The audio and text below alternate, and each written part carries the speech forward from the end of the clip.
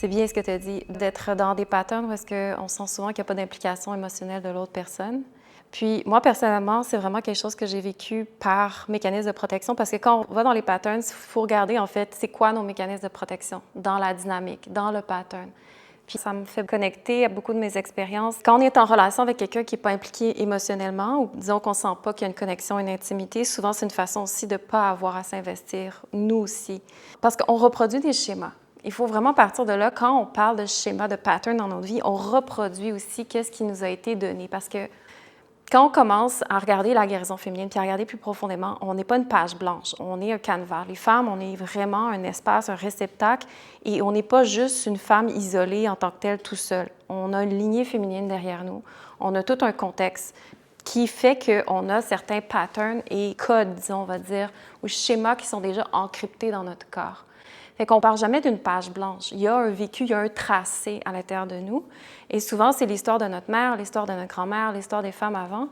Puis moi, je sais que personnellement, j'ai des schémas qui sont venus très récurrents par rapport à moi. Très jeune, mon père a quitté pour aller... Quand mes parents se sont séparés, j'avais à peu près 8-9 ans, puis mon père a quitté. Donc, mon père était juste pas là. Puis la figure paternelle, c'est vraiment de protection, une direction. Disons, si on le résume symboliquement, c'est vraiment ça que ça représente. Puis à l'époque, mon père, c'était vraiment comme Dieu, vraiment une figure paternelle forte qui tient tout l'espace familial. Fait que là, mon père quitte, plus cette énergie-là de protection, et ma mère, elle devient rapidement alcoolique, elle devient rapidement sans repère et rien. Donc, finalement, j'avais aucune zone de protection intime à moi, c'est-à-dire j'étais vraiment laissée à moi-même.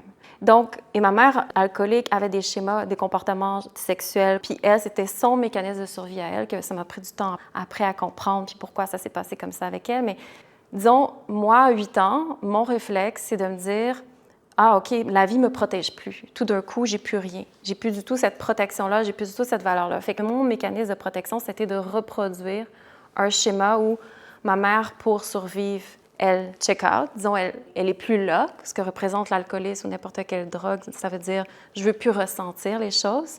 Et puis mon père, juste physiquement plus présent. Donc pour moi, c'était comme « Ah, il n'y a plus de protection, il n'y a plus d'investissement, il n'y a plus de relation. » Ça veut dire que quand j'ai grandi dans mon adolescence, après ça, quand j'ai commencé à grandir, ça veut dire « OK, mais mes relations, mes schémas, il faut que je retrouve des espaces dans lesquels je ne vais pas m'impliquer parce que le mécanisme d'abandon était toujours là pour revenir, pour vraiment me protéger. » Ça veut dire je ne dois pas m'impliquer.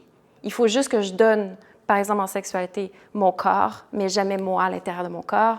Si je suis en relation avec un homme, forcément, il va finir par partir. Donc, je suis mieux de jamais donner tout de moi et tout de mon cœur. Donc, c'est des mécanismes qui reviennent beaucoup en schéma de qu'est-ce qu'on a reçu. Mais quand tu dis, j'ai jamais été dans une relation, j'ai ressenti quelqu'un qui s'est vraiment donné émotivement ou émotivement. J'ai l'impression que tu dis beaucoup de choses à travers le mot émotif, là, mais souvent, c'est un mécanisme de protection en lien avec qu'est-ce qu'on a reçu de notre histoire. C'est comme des mécanismes de protection, de trouver les personnes avec lesquelles, en échange, on n'aura pas aussi à s'impliquer ou à donner complètement de nous pour se protéger.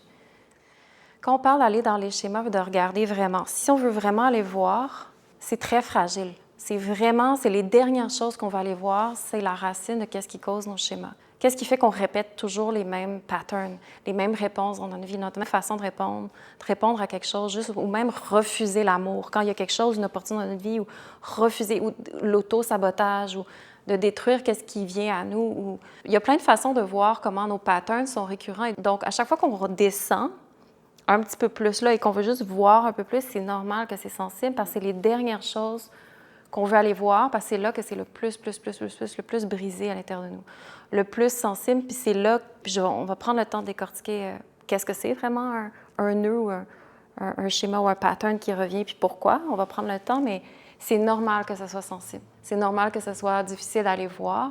Puis aussi, c'est une invitation de vraiment pas juger, il n'y a pas de bien ou de mal, c'est vraiment, vraiment important, parce que quand on parle des schémas, on parle des nœuds, on parle de l'inconscient. Quand on parle de l'inconscient, on parle souvent des énergies de l'expérience humaine qui sont les moins habituées à ce qui navigue dans notre conscience, de façon individuelle, mais de façon collective aussi.